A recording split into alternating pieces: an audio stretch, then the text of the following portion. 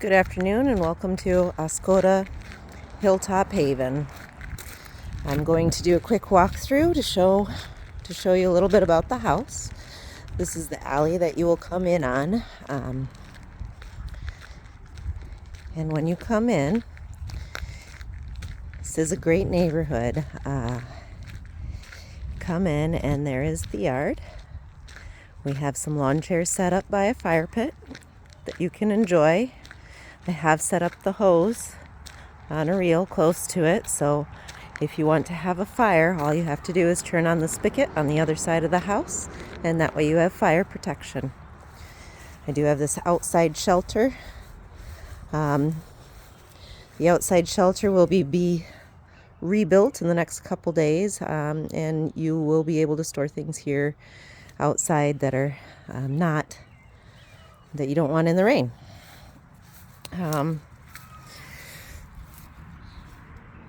Come around to the side of the house. There's plenty of parking, as you can see.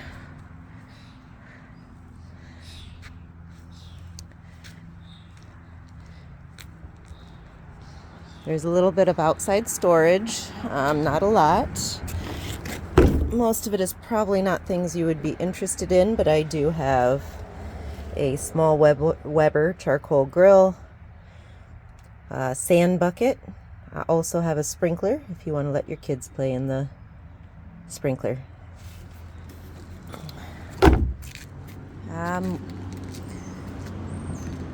When you come in, the front entrance will be the entrance that you will use. The code will be programmed for you.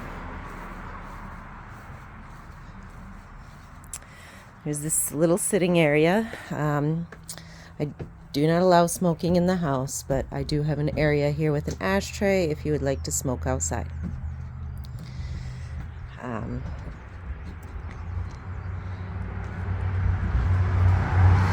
a nice place to sit.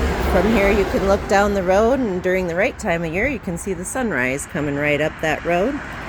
About 4 blocks away is the Oscoda Township Beach. Dairy Queen is about 3. There's also the Edelweiss and the office that are within walking distance that way as well. If you turn around and go down the road this way, that is a little park as well across the street. That's right on the river. People use it to load their kayaks or canoes in. There isn't a boat launch, but there is a canoe launch. There is also a little trail that's kind of pretty. Some people like to fish down there. Up the road about 2 miles is where Whirlpool is, and there you'll find a boat launch if that is something that you are interested in. Coming inside,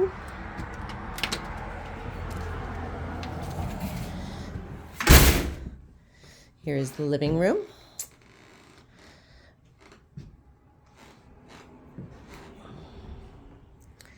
You'll notice that this house was built in 1911, so it is very old and it does have some quirks. You'll notice on the floor where there is a different color panel. That is because when this house was built,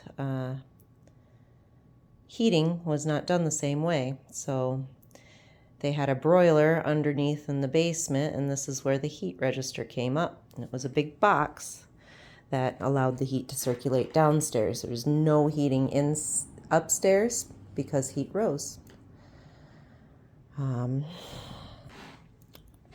If you go to the right, I have a full-size dining room. I have a cabinet here where I have stocked trail maps from all over the state. If you're interested, feel free to look at them. Please leave them for the next person. But there are copies available at the Department of Agriculture satellite office on base. In the bottom, there are games. If you like to play board games and cards, there's some poker chips. Feel free to enjoy them. There's also a couple on this shelf over here.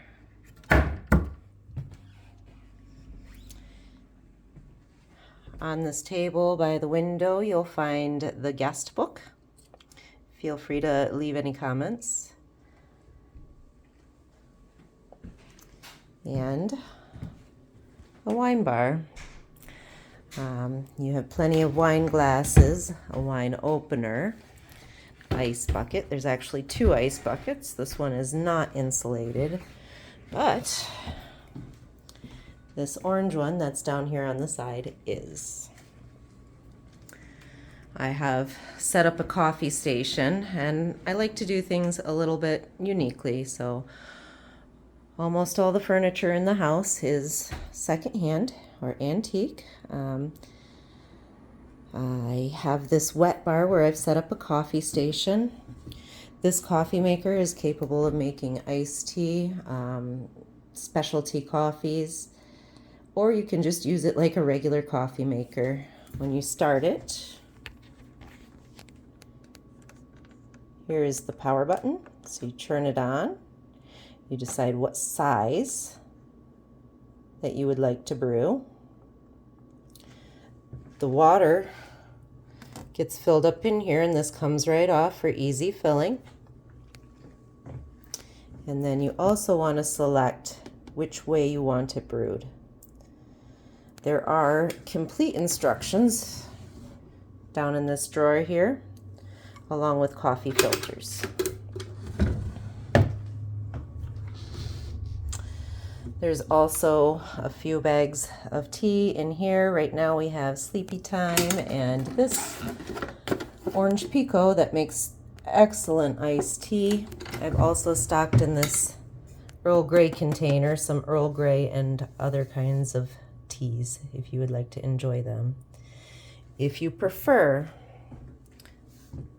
I have a French press over on that shelf there. And this bucket here is to get rid of the grounds in. So it has a little strainer.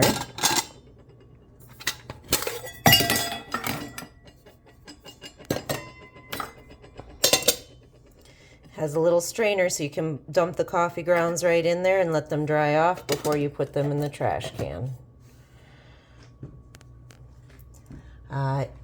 In this medicine cabinet, you'll find coffee cups. It's completely stocked with coffee cups.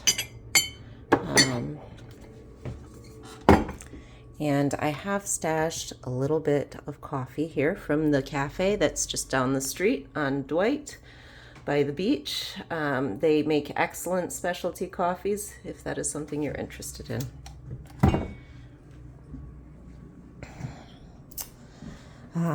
Go in further, and here is the kitchen.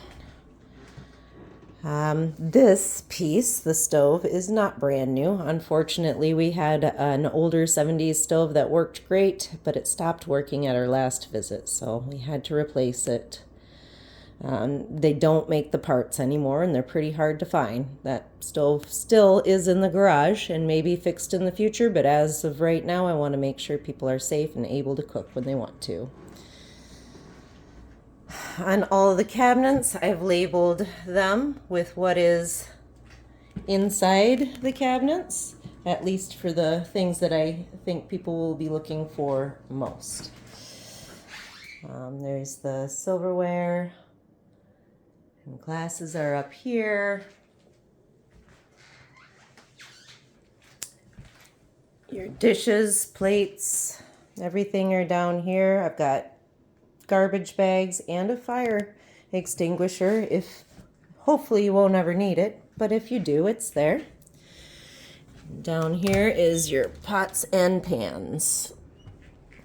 I do have in the drawer some baking sheets and bakeware.